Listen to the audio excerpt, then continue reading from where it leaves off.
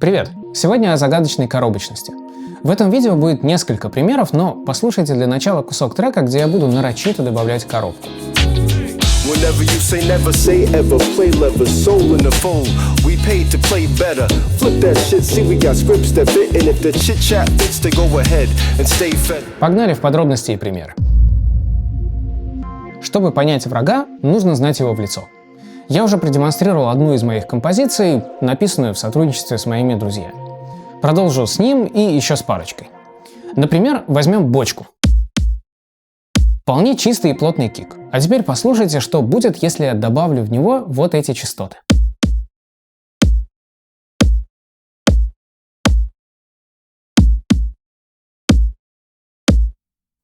Он теряет удар и становится, как будто бы ударяют кулаком по пустой картонной коробке. А теперь снейр. Хороший такой барабан. А теперь прибавляю у него вот тут.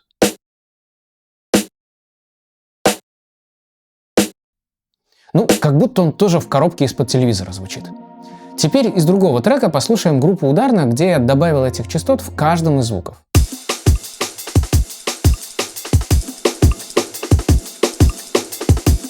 Как в коробке. Давайте возьму всю группу звуков.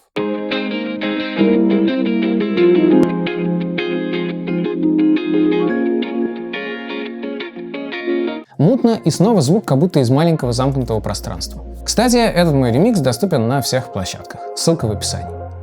Ну и вот еще такой вокал. Тоже здесь прибавлю в проблемной области. Whenever you say never say ever, play leather, soul in the fold. We paid to play better. Flip that shit, see we got scripts that fit, and if the chit chat fits, to go ahead and stay feathered. Даже не просто коробка, а как будто в туалете записали. Теперь вы знаете, как это звучит, но почему такое проявляется в звуках. Зачастую главный виновник — комната. Любое неподготовленное помещение — это резонатор. Звуковые волны отражаются от стен, создавая стоячие волны. В итоге в комнате появляются зоны, где определенные частоты звучат аномально громко, это называется пучности, и зоны, где они, наоборот, пропадают, это узлы. Это физика звука. Как это все работает, я подробнее объяснял вот в этом своем видео про моносовместимость. Обязательно посмотрите, если еще нет. Ссылка в углу экрана и в описании.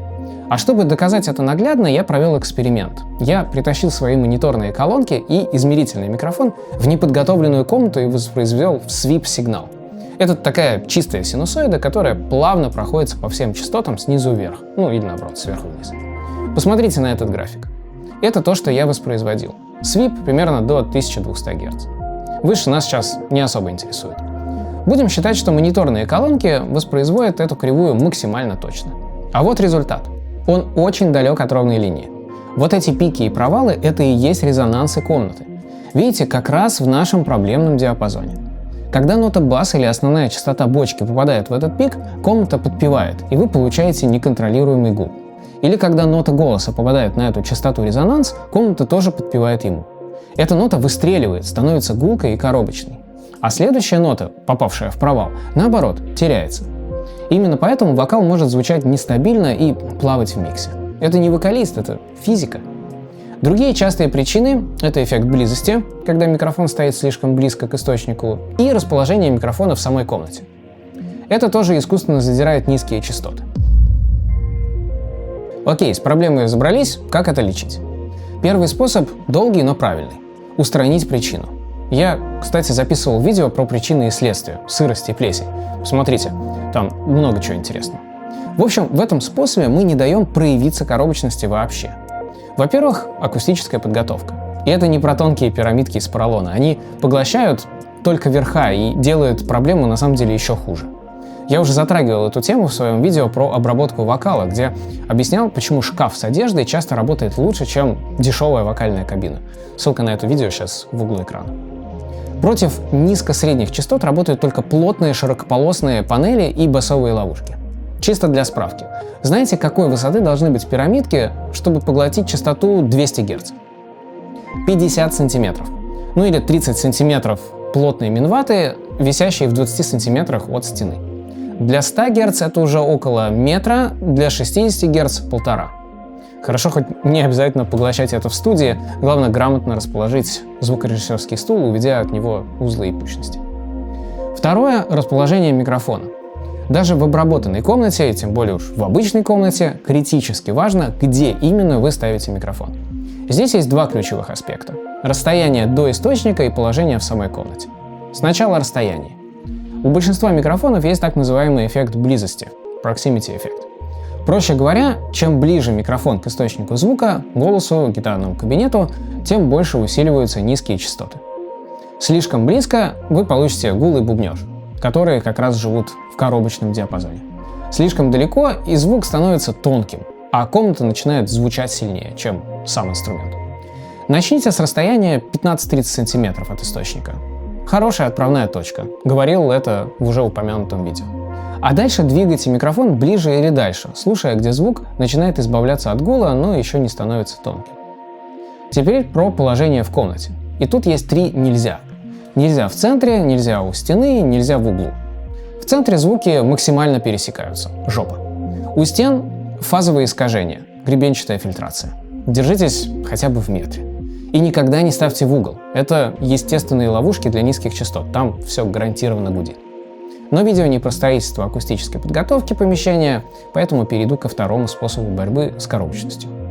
Этот второй способ относительно быстрый, но не всегда работает. Хирургия в давке. Если уже приходится иметь дело с плохо записанным звуком, достаем скальпель и режем по-живому, эквализацией. Например, можно зафризить анализатор и посмотреть, какие частоты выпирают в этом частотном диапазоне больше всего. Поставить там точку эквалайзера, подрезать и послушать, хорошо ли получилось. Или это просто вокалист эту ноту спел громче. Пик громкости некоторых частот не обязательно означает резонанс. Также и с провалами. Может быть, вокалист вообще эти ноты не поет. То же самое и с другими инструментами. Попробуйте выставить вырез на эквалайзере и пройтись в этом диапазоне 100-450 у кика, снейра, основных ваших звуков. Но тут кроется главная ловушка, которая подводит нас к кульминационному моменту этого видео. Дело в том, что именно этот же диапазон, который отвечает за коробочность, отвечает еще и за мощность вашего трека. Если слишком увлечься вырезанием, вы получите обратную проблему. Звук станет тонким, безжизненным и потеряет свой вес. Давайте я покажу это на примере более мощного трека. Послушайте избыток и недостаток этого диапазона у кика.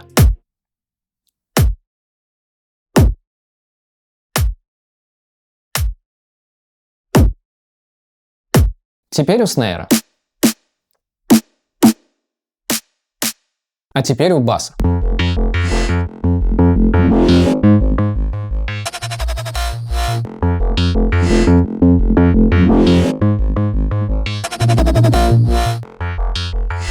А теперь у звуков.